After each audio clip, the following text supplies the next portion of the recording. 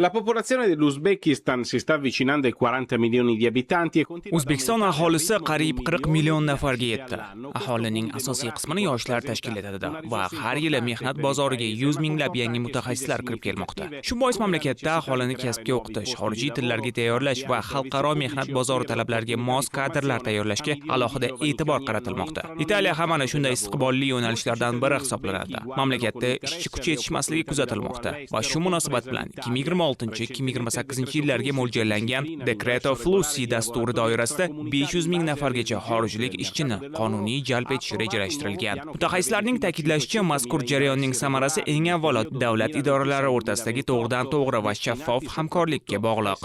In questo momento sicuramente il mio ruolo è quello di fare in modo che venga instaurato un canale semplice, trasparente e diretto con le autorità uzbeke per fare in modo che questa manodopera possa entrare in contatto con i giusti partner in Italia. Bizning vazifamiz Italiya ish beruvchilari va O'zbekistonning vakolatli davlat tashkilotlari, xususan migratsiya agentligi o'rtasida oddiy, shaffof va to'g'ridan-to'g'ri hamkorlik kanalini yo'lga qo'yishdir. Eng muhimi, barcha jarayonlar qonuniy asosda amalga oshirilishi kerak. Chunki mehnat migratsiyasi ortida katta ma'muriy va huquqiy jarayonlar mavjud va ular faqat vakolatli idoralar orqali amalga oshirilishi lozim. Biz hukumatlar o'rtasida erishilgan kelishuvlardan samarali foydalanishimiz zarur. Bu tizim orqali ishchilar o'z mamlakatining o'zida tayyorlanadi, sertifikat oladi va ish beruvchi uning malakasi haqida oldindan to'liq ma'lumotga ega bo'ladi. Mening asosiy murojaatim shuki, biz bu loyihalarni amalga oshirishga tayyormiz. Masofadan qo'rqishga hojat yo'q.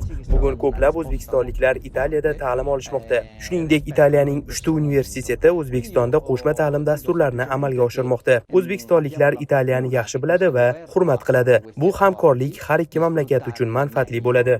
L'Uzbekistan ha maturato negli ultimi anni una significativa esperienza. So'nggi yillarda O'zbekiston xalqaro mehnat bozori uchun kadrlar tayyorlash tizimini izchil takomillashtirdi. Mehnat migratsiyasi dasturlari doirasida fuqarolar kasbiy tayyorgarlik, xorijiy tillar va mamlakatlar talablariga mos o'quv kurslaridan o'tmoqda. Bu tajriba Italiya bilan hamkorlikni yanada kengaytirish, o'zbekistonlik fuqarolarning qonuniy va xavfsiz mehnat faoliyatini ta'minlashga xizmat qilishi kutilmoqda.